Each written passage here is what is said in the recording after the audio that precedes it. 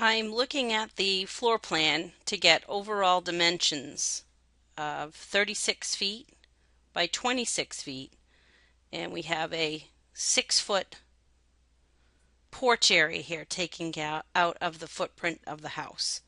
So we're going to create these exterior walls, and I'm going to show you how to do that the correct way so that we can pin them and make sure they don't move around on us. So the first thing that you want to do is make sure that you have the first floor view active. I'm going to go down to every view. When you look at it will have these settings here. This will show you the scale. If you click on that, you can change the scale to any of the scales that are listed here. The next will set the detail lines in the line work that we use to coarse, medium, or fine.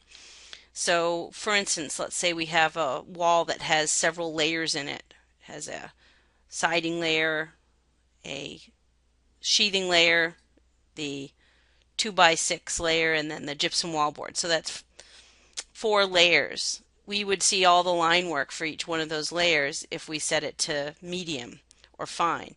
If we have it set to coarse, only 2 lines are going to be shown to represent that wall type. So I'm going to change this to medium, and we'll see that effect when we start to lay out walls. This visual style will change our visual style to any one of the ones listed here: wireframe, shaded, hidden, realistic, so on. And then we have sun path, shadows, which I'm going to skip. We don't need those on now. And then we have a crop view, which is set to not crop right now, and we have a show crop region, which is turned off. So I'm going to turn on the crop region so you can see it. This is the crop region here. And if you were to click on that, these round buttons that show up in the middle allow us to move that crop region. And you see what I'm doing here is moving them to just inside of the elevation symbols. So I want to draw my floor plan here inside of this area, but I don't want to see the crop region when I print it. So when I'm done adjusting my crop region, I want to hide it, and then I want to actually crop it. So see that this is not cropping. It's ignoring basically the crop region. If I turn that off, it's paying attention to the crop region. Now for now, I actually want to see that crop region so I can understand where to draw my floor plan. So I'll have that turned on for now, but I'm going to hide it once I'm done with this view. The next is to allow us to temporarily hide and isolate things, which comes in handy. And then we have reveal hidden elements to turn things back on. There's temporary view, hide an analytical model, and so on. That these things here we're not going to use much at all, if anything, this semester. But all these here we get used when we are dealing with these views. So let's create a wall. So to create a wall, we go under our architecture tab, and we have a wall category. I'm just going to click on that, and you'll see that as a default, we're going to get a generic wall. I'm going to create that generic wall, and then we'll play around with it. Now the generic wall is just 6 inches. It's only one layer, so because we don't know what it's made out of yet. So this is a good wall to start with if you're not really sure what your wall type is going to be. I recommend, however, getting to the point where you understand what you're doing with your project to the level of this, so that you have a much better time setting things up and you don't waste your time switching walls to a different wall type. You kind of know what you're doing to begin with. But just to demonstrate how this works, we're going to start with generic wall. Up here, when you have that generic wall highlighted, you can click on the arrow here and you can pick different wall types from the list that are specific.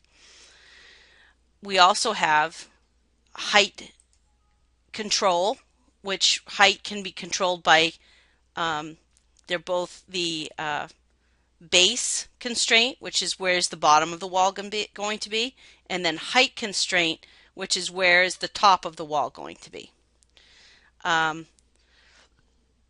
I'm going to leave it unconnected for now, and then I'll show you what happens when we change that. And then wall location line, as a default, is set to wall center line. Well, that would make sense with an interior partition, but it doesn't make sense for an exterior partition. So I'm going to change this to core face exterior, core being the structural part of the wall. So in a 2x6 exterior wall construction, it's the 2x6 outside face of stud that this would be associated with.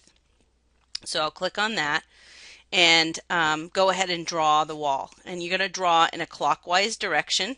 You'll see when I start to draw the wall, if I draw in a clockwise direction, the blue dashed line is aligned with the outside edge of the wall. If I draw in the opposite direction, then the blue dashed line is aligned with the inside edge of the wall. When I define the wall length, I want to define it by the outside edge. You can drag in the direction you want the wall to go in and type in the length, 36. In this direction, I would go with 20. And then I believe that's about 14. If we make changes to that a little bit later on, that's okay. Then you can drag, and when you see the number, you can click, and then you'll see this line right up showing you that it's the same length as the wall we started with. And then I can just click on the start point, and it's going to bring all those walls together and clean them up at the corners as you see here. Now what I want to do is check to see if the dimensions are correct based on what I typed in for values. It should be, because I set it to outside face of core and so on. If you click on a wall and decide you need to move it, this is the example of where those temporary dimensions come in. Remember that we set them to core face. So this is automatically going to the outside face. This one, however, is going to the inside face. If I click on this button, it says move witness line or move extension line. If I click on it once, it goes to the outside face and shows that that's 14 feet. So that is correct. If I click on this wall, then the temporary dimensions are going to show up in association with that. And I can see that this extension or witness line isn't in the correct position. So if I again just click on that button once, it moves it to the correct outside face instead of inside face, and we see that that says 6 feet. If I do the same thing up here, we can see that that says 20 feet. So far so good. And lastly, I'm going to check this wall here, and instead of this going to this wall, which it should say 22 feet, that's great, I want it to check to this wall. So I can also grab by clicking on this and dragging it over to the outside face of the wall to see that that says 36 feet. So I've essentially just clicked on everything and checked my dimensions and made sure it's all correct. If it had not been correct, let's just go ahead and make a mistake. I could fix it by selecting the wall that I want to move first, verifying that the witness lines are in the correct location, and then just click on that temporary dimension and put in what you want it to be. Just like that. So you notice we don't have any dimensions showing at all unless we actually select a wall. Once a wall is selected, the temporary dimensions appear and I can type in new values.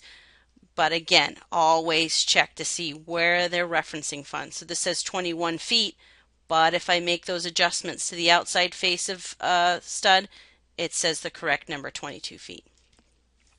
So now we know these walls are in the correct location.